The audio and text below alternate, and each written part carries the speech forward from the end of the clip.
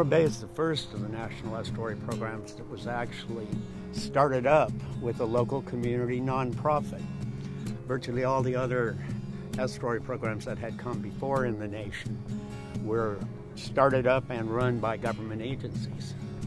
In this case, we had a local foundation, the Bay Foundation, and a very, very close relationship with the Regional Water Quality Control Board.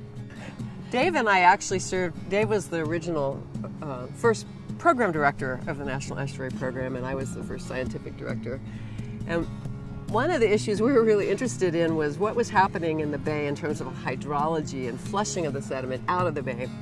And there's a hydrologic pinch point in the bay where the flows increase, and there's a lot of depth right there. So we decided it'd be important to characterize the flows in that particular location. So we spent an entire, I believe, night out in a dinghy with a flow meter.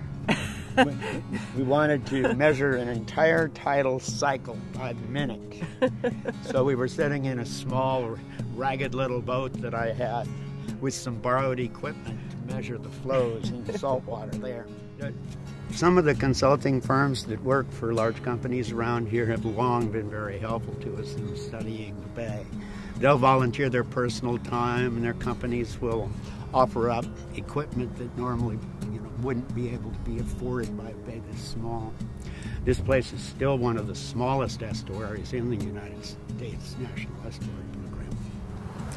I started working in this watershed because I was concerned about it. And then I moved to the watershed and began living here as well.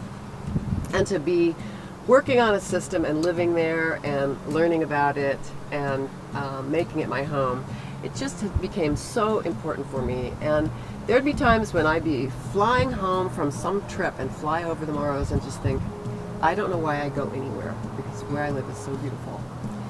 And I still feel that way. Indeed, coming into the valley again after we've been in Sacramento or some other state or Washington for a conference or whatever, it's always wonderful to come back into the watershed.